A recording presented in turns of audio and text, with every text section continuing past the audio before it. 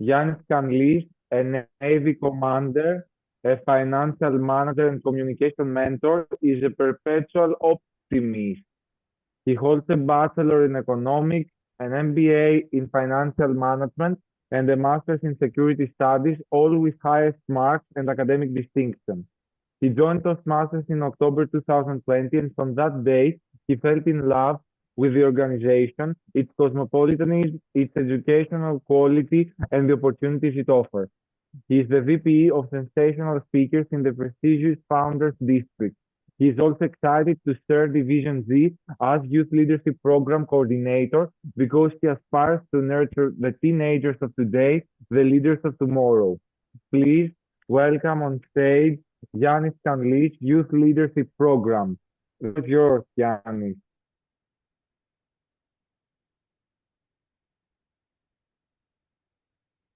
Now, as a Toastmaster, I'd like to start with something very unique. A story. Of course, what else? October 2022. Panayotis, yes, you know Panayotis, called me. Giannis, you want to join me in Youth Leaders Program? What the hell is that?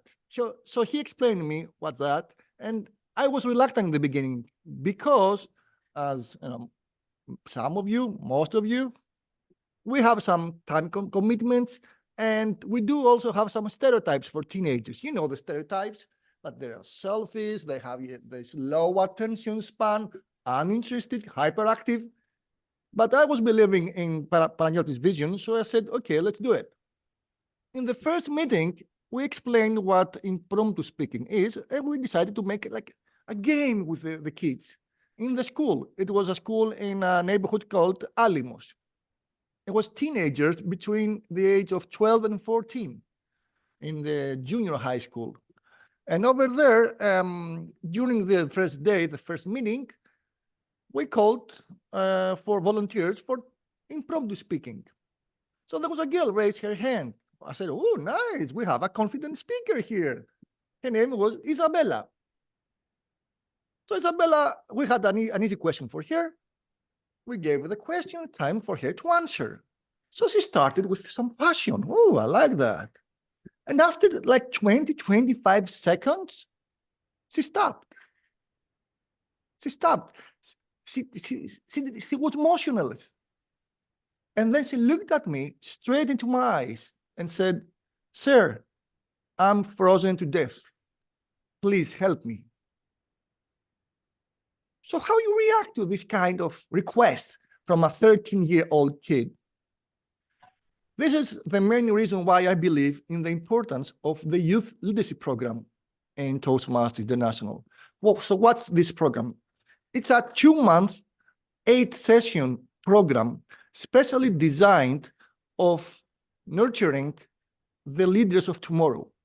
So it's about a program for teenagers between the age of 13 and 18, and it's a free workshop with some essential, well, we help the kids to hone some essential communication and leadership skills. We help them to conquer stage fright, public speaking anxiety, sharpen their ideas, and more or less improve their presentation and communication skills, the body language, the vocal variety, and also how to give and take constructive feedback. So the program usually takes place after the school, after school, or on weekends, and sometimes in some districts also during school, during the classes. So we have 8 sessions. It's a program with 8 sessions, and during these 8 sessions, we follow more or less a format similar to what our Toastmasters meetings have, with an executive committee, with some speeches, some parliamentary procedures. And more or less, I would like to give you a format of the meeting. The president of this group of teenagers open the meeting, and we have the Toastmaster of the day, and we have the prepared speeches, the table topics, we have some evaluations, and some educational sessions for that day to train the kids. Now, the educational sessions are comprised of many topics. We include how to conduct elections, how to format the agenda, like the agenda you have in your clubs, theory about impromptu speaking, theory about storytelling, theory about speech writing or writing's purpose, body language, vocal variety. And this is for 7 meetings. The 8th meeting of this youth leadership program is the demo meeting. Some of you may have conducted demo meetings in your areas. It's a demo meeting, a formal Toastmaster demo meeting for the kids' parents, the kids' friends, friends of friends, everything. It's open for everyone who wants to join and see the progress of these young kids throughout the whole program. Now, according to the manual that we have, to maintain the integrity of this program, it needs to be free for the kids, for the participants, and it cannot be adapted or combined with other programs that Toastmasters offer. So it's free for them, but it's not free for us, because there are some workbooks and some booklets that are necessary for the program. So normally a club serves as a sponsor and provides all the resources that are necessary to support this program. The cost of this program is $51 for 15 kids. Now, this is according to the rules. There are, though, if you can, instead of buying the workbooks, if you don't have the resource, if you want to copy paste them, probably you can do that. But according to the rules, the bylaws, you need to buy the resources and then offer those resources to the kids. And I can elaborate more on this later in the Q&A session about how to overcome this kind of procedures and still maintain the integrity of the program. Now, why we do that? Why we spend 2 months to train the kids for something like that? Well, the club which is the sponsor, gains some exposure to a local community, because the parents learned about Toastmasters, about Kifisha Club, about Thessaloniki Club. And this attracts, because the kids cannot be part of the club, they're not allowed to, this attracts new members, the parents maybe, because if they see the progress of the kid throughout 2 months, probably they want to learn more. And it's also a unique opportunity for us to showcase our skills in an environment outside of the clubs. So it's not about being in the same room like every Wednesday. It's about showing how you can train and so how you can speak in front of a very difficult audience, such as the kids. And also it helps for our brand awareness, Toastmasters. This is something very useful for us, because in Europe, the brand is not so popular like in the United States. But for me, the most important thing of why we do that is because we, all of us, can nurture the leaders of tomorrow. And I know kids nowadays have some severe communication issues. We saw that 2 years now that we conduct this program here in Athens. And there is no chance to, sometimes they have no chance actually to hone these communication skills due to their overloaded program, which is formed probably by the parents without asking the kids. So the kids want to improve their communication skills, but the parents do not allow them. So you have a unique chance to nurture those leaders of tomorrow through this program.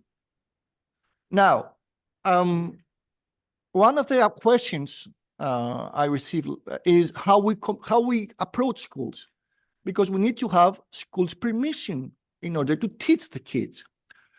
Now, I truly believe that you, as Toastmasters in the local communities, you can contact the schools, and if you have connections with the ministers of the school, the directors, you can showcase them how a Toastmaster meeting is, or you can be the live example of a successful and charismatic personality. You can show them maybe after school what is a Toastmaster meeting. You can explain them in plain English, Greek, Israeli, whatever, Hebrew, your language, what we do. And according to what I've seen those 2 years, you need to network, use your networks, and network relentlessly if you want to be successful here. You need to find the gatekeepers who can give you the approval to do a program like that in your community. I remind you that Speedcraft and YLP, Youth Leadership Program, are one of the 6 necessary things you need to do to get the DTM. So if you are really interested, find the gatekeepers. I know it's easier to contact the private schools instead of the public schools, because the public schools are more reluctant for extra curricular activities, especially after school. Or if you have any youth organizations in your community, in your cities, or well-established institutions, contact them, talk with them. It's very difficult to convince people just with cold emails, just a simple email out of nowhere. Try to find the gatekeepers, and once they are convinced, it's easier. The way we here in Athens, for 2 years now in a row, managed to enter the schools is through a very ambitious junior high school director, who invited us. She saw the results in the kids, and she take everything on her shoulder about the administration tasks. And she was very, very open to this new program, but no one in the school, I mean, professors or kids knew about. So it was about the gatekeeper, in this case, this minister, who helped us to get into the school. Now, this program has some challenges, and I want to be open with you about the challenges. One of the challenges that you may have is this public versus private schools. We tried to enter a couple of more public schools last month, and they told us that although they are convinced about the importance, they have problem about the certification of this program by the ministry. You say, what's that? Meaning that the ministers are very reluctant. If we are not certified by the Ministry of Education, they're very reluctant to add something in their school. That's why probably public schools are better for our purposes. The second challenge we have is the language. Now, we do have the manuals for the kids, and the manuals are in English, of course. And there is a couple of initiatives to translate those manuals, for example, in Greek. But if you want to give the manuals to the kids, and you want to do that in your native language, then you might have a problem because, for example, we don't have that in Hebrew, and the kids might not have the understanding of the English language that we need, which is an issue because kids want something to read. And if it's not in their native language, well, this might be a challenge for you.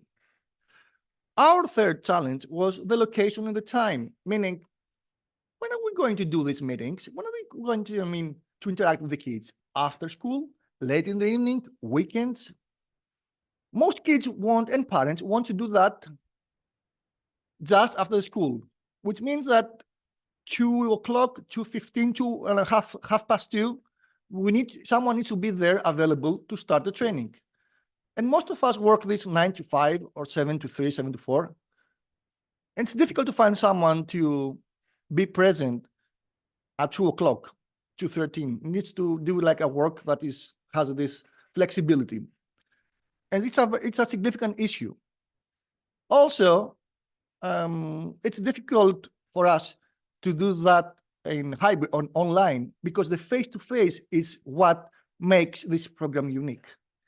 Face-to-face training with kids is much, much, much more impactful than online. Trust me, we tried that, didn't work out. So face-to-face. Now about the manuals, the fourth challenge. The manuals, I know all of you have taken a look on the PDFs in the project in the Pathways Basecamp. Now the manuals follow this pattern of a generic approach of public speaking for kids. And especially it uses language which is appropriate mostly for the American audience, meaning generic approach, no examples, using legal terms, something like that, which we didn't find appropriate for Greek kids. This kind of basic formal language didn't make the manuals attractive for the kids. That's why we used a different version of the manuals, meaning the same concept, but with a different, simpler language, which was appropriate for the kids here in Greece. So the manuals also might be a challenge for you. And my last challenge is the age of the kids, junior high or high school. We realized that the 13 and 14-year-old kids are more enthusiastic about this program because they realize, because they're younger, they're 13 or 14, not like in the high schoolers, it might benefit them in their future activities. The high schoolers, on the other hand, didn't see actually the palpable benefits of the program in their daily life. They didn't, I mean, they were thinking themselves are mature. So they were less open to new opportunities. I would like to now give you two case studies, successful case studies. The first one is from the pioneer of youth leadership program in our district, Cyprus. So Cyprus in 2015 initiated this program, which quickly expanded to include 10 private schools. And on average, for 5 years in a row, 8 more schools joined this program. Think about that. 10 schools in the first year and 8 schools additionally every year participate in the program, but mostly private schools. Each school had a class of between 8 to 12 students. And because there was such an enthusiasm among the kids and the participants and the families, they even culminated the program in a format that mirrored the international speeches, our international speeches, contests. And they had winners like areas and divisions. So they had winners in every group of schools, and they had like the final in Cyprus. So it was like a competition among the schools, and everyone was so excited that this program was a success by all means till 2020 when COVID hit. I have no input that it was ongoing after COVID. I think it stopped after COVID. But this showed us that if you have the support from the divisions or the areas, you can have a highly successful program with a huge impact in the local communities. Also here in Greece, for 2 years in a row, we tried to implement to a couple of schools. And this year, in our first meeting where we showcased we showed them a demo meeting of Toastmasters, 20% of the kids in the school came to the class and wanted to participate in the whole program. But due to the day that we decided that we will conduct the meetings, 10%, half of them stayed. 28 kids decided to join the youth leadership program in this school due to the understanding that this could help them. And the crucial part, the minister, the director, she emailed the parents, she promoted the program, she was the gatekeeper as she convinced them. I have a yellow and probably a couple of minutes card. So if you have any questions, please turn on the mics and I will be glad to help you before I move to the summary of my presentation. Panagiotis, if you have any questions.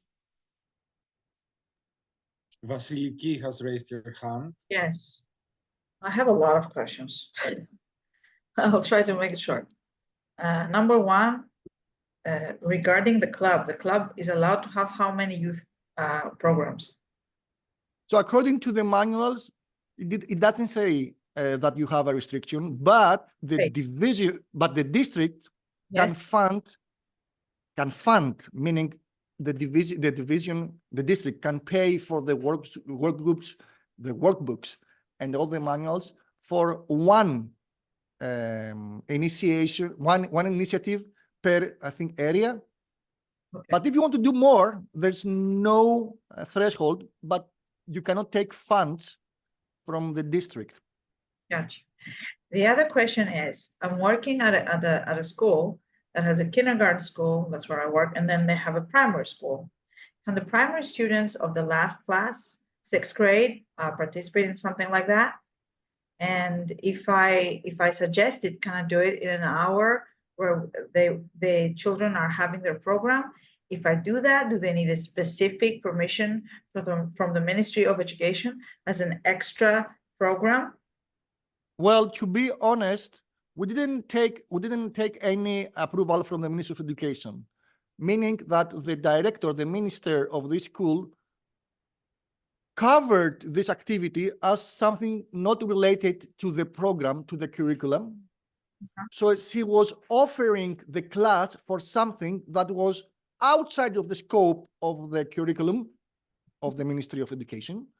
And it's free for the kids and has nothing to do with the official program.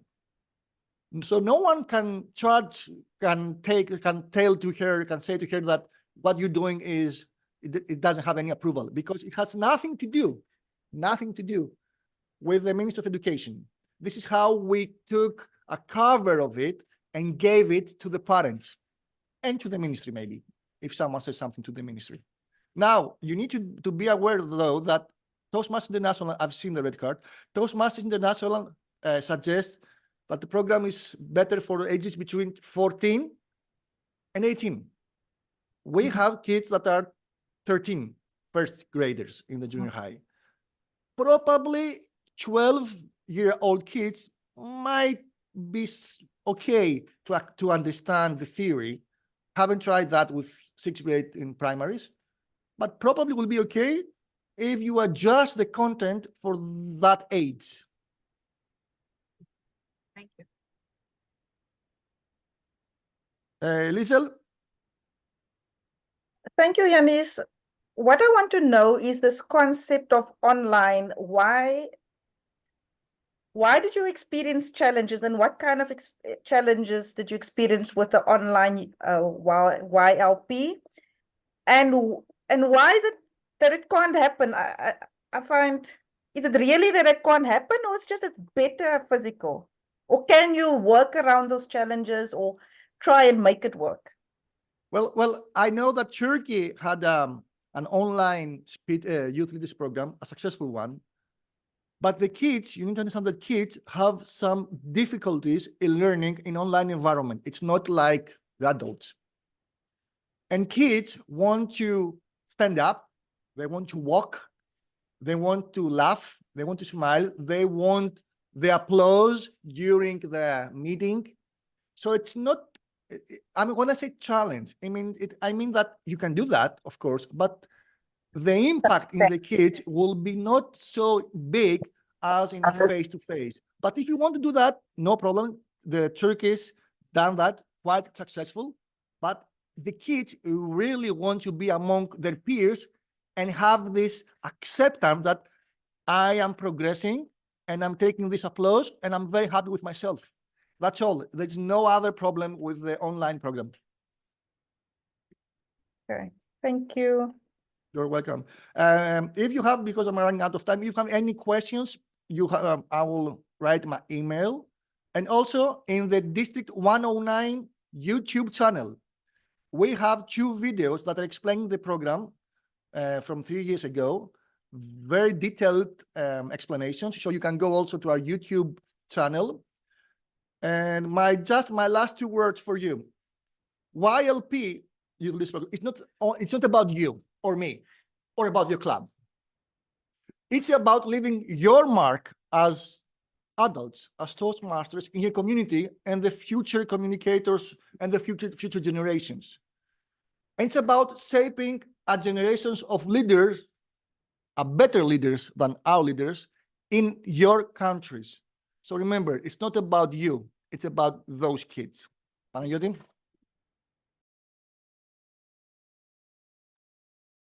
Thank you very much, Giannis. We are privileged to have such a youth leadership program coordinator in our division. And I personally know Giannis and the great work he does with the kids.